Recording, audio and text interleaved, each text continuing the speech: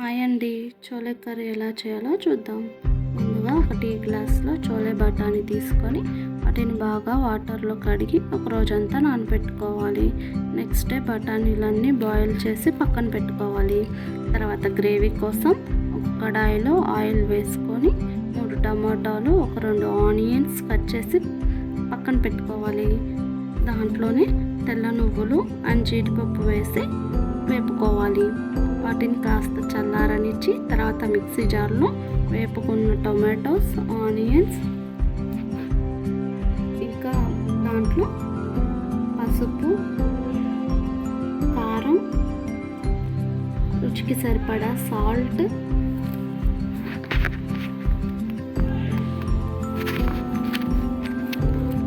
Kasuri methi, chole masala powder, ఇవన్నీ వేసుకొని mixie పట్టుకోవాలి. ఇంకా మీకు ఎక్స్ట్రా మసాలాలు ఏమన్నా కావాలంటే యాడ్ చేసుకోవచ్చు. స్టవ్ వెలిగించి మళ్ళీ అదే కడాయిలో కాస్తంత ఆయిల్ వేసుకొని ఆయిల్ వేడయ్యాక జీలకర్ర కూడా వేసి బాగా వేగించుకోవాలి.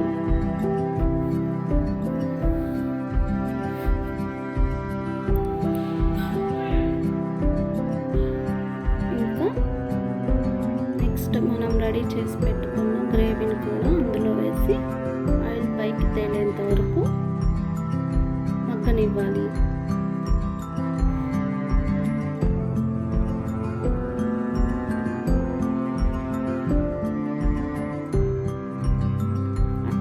మనం నానబెట్టుకున్న చెనా కూడా గ్రేవీలో వేసి బాగా మగ్గనివ్వాలి.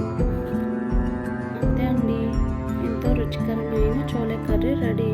దీనికి కాంబినేషన్లో చపాతీ కానీ పూరి కానీ చాలా బాగుంటుంది. ఇంకా మరిన్ని వీడియోస్ కోసం ప్లీజ్ షేర్, లైక్, సబ్స్క్రైబ్ చేసుకోండి. Thanks for watching.